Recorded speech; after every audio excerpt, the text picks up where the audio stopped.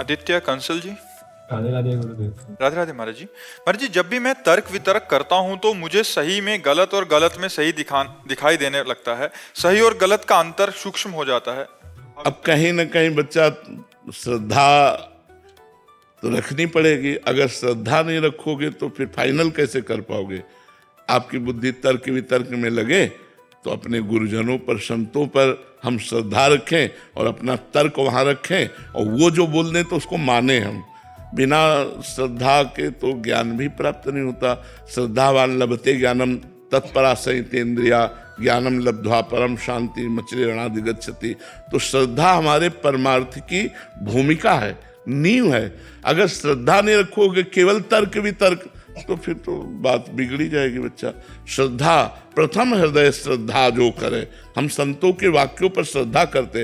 मान लो मेरा मन स्वीकार नहीं कर रहा किसी बात को, लेकिन कोई संत कह रहा तो मुझे बात मान लेने की, नहीं संत वाक्य मुझे इस पर, ये मेरी श्रद्धा का विषय है, ये तर्क का विषय नहीं। संत वाक्य तर्क का विषय नहीं है। गुरु उपदेश, गुरु वाक्य तर्क का विषय नहीं, ये श्रद्धा का विषय है। श्रद्धा विश्वास बिना तो भगवत मार्ग फिर भवानी शंकरो वंदे श्रद्धा विश्वास रूपिणो याभ्याम बिना पश्यंत सिद्धा स्वंता स्तमीश्वरम। तो कहीं तो श्रद्धा विश्वास करना पड़ेगा, तभी तो अपने तर्क पर हम विजय प्राप्त करेंगे। नहीं तो वो तर्क हमें परेशान कर देगा, वो निगेटिव भी ले जाएगा, इतना निगेटिव ले जाएगा कि आप परेशान हो जाओगे। तो इसलिए तर्क को रोकने के लिए या तर्क का समाधान प्राप्त करने के लिए हमें शास्त्र, सद्गुरुदेव, संत वाक्यों पर विश्वास श्रद्धा करनी पड़ेगी। समझ रहे हो कि नहीं? तभी आप निपट पाओगे, नहीं तो बार बार तर्क क्यों, फिर क्यों है। हाँ, उलझन वो फिर परेशान कर देगा। एक जगह यह है कि ये जो बोल दे वो हम मान लेंगे, हम उस पर अपने तर्क को नहीं रखेंगे। तो वो गुरु वाक्य, संत वाक्य, इन पर हमको श्रद्धा करनी होगी। पर जी, कुछ भक्त जन, वैष्णव जन होते हैं, वो क्या होता है, जो ज्ञान हुआ शास्त्रों से, गुरुजनों से, बट कुछ जने ऐसे हैं जो भगवान को नहीं मानते, उनसे तर्क वितर्क करने लग जाते हैं। फिर उसी नहीं, ऐसे लोगों से संभाषण करने के लिए निषेध किया गया है। जो नास्तिक हैं, भक्त भगवान की निंदा करते हैं, भगवत विमुख जन हैं, ऐसे लोगों की संगति और संभाषण के लिए हमारा शास्त्र निषेध करता है।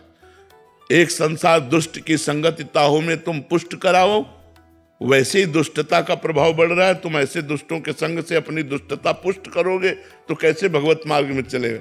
तो इसलिए चाहे वो कोई भी हो, किसी भी भेष में हो, आगे के दाजे गए भजी पानी में आग लगे तो क्या कीजिए? आग का जला हुआ पानी में गया और पानी में आग लगेगी तो फिर क्या होगा? तो हमको जहाँ ये समझ में आवे कि यहाँ भक्त निंदा हो रही, यहाँ संत निंदा हो रही, यहाँ भगवत विमुख बातें हो रही हैं, हमको उनका संग छोड़ देना चाहिए, संभाषण नहीं करना चाहिए। नहीं तो हमारा परमार्थ फिर लुप्त हो जाएगा, वो गुप्त हो जाएगा, फिर प्रकाशित नहीं होगा। ऐसे लोगों की संगति, जाके प्रिय न राम वैदेही तजिए ताहि कोटि बैरी सम यद्यपि परम स्नेही। कोई भी हो, अगर वो भगवत विमुख है, दुष्ट है, नास्तिक है, तो हमें संभाषण भी नहीं करना है। ऐसे लोगों से सुन के चल दिया जाता है, जैसे वो तर्क या वैसे तो चुप चुप सुन के चल दिया जाता है। महाराज जी, कुछ साथी हैं मेरे जो मूर्ति पूजा के खिलाफ हैं, मतलब मित्र में, परिवार में। भगवान सर्वत्र हैं, माननी है ना, भगवान सब जगह हैं, तो फिर मूर्ति में क्यों नहीं? अच्छा, तुम मूर्त हो कि अमूर्त हो? तुम्हारा रूप मूर्त है या अमूर्त है? मूर्त है। तो मूर्त में फंसे हो, मूर्ति की पूजा करो तो निकल जाओगे। अमूर्त थोड़ी हो तुम। कोई गुरु बनाता तो गुरु मूर्तमान है या अमूर्त है? मूर्तिमान ही तो है। तो गुरु को माला पहनाई तो मूर्ति की पूजा की कि नहीं की? थोड़ा मन विचलित हो जाता है ऐसा। ऐसे लोगों से हमें मतलब क्या रखना है? भगवान मूर्तिमान है, श्री विग्रह में बच्चा, ये हम अपना अनुभव कहते हैं। जैसे हम तुमसे बात कर रहे हैं, अब वो कभी कभी आवेश में आके बोलना पड़, ऐसे हम भगवान से बात किए। हमारे जो ठाकुर जी हैं, जो मूर्त रूप में ऐसे बात किए, सेकंड में उत्तर, सेकंड में उत्तर, सेकंड मतलब पूरा होते होते उत्तर पूरा। ऐसे बात मतलब ये थोड़ी कि केवल मूर्ति अकेले, ऐसे नहीं, ऐसा नहीं समझना चाहिए कि ठाकुर जी केवल मूर्ति है, ऐसे नहीं।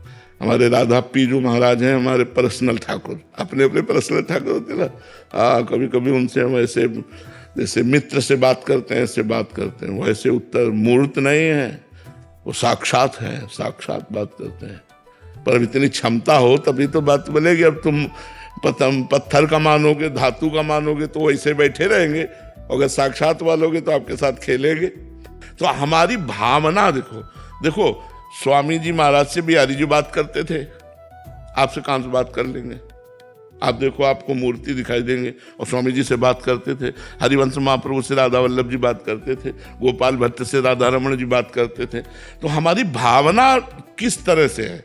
अगर हमारी भावना साक्षात में है तो आपसे सच्ची कहते हैं, बिल्कुल वैसे सुख मिलता है साक्षात का है।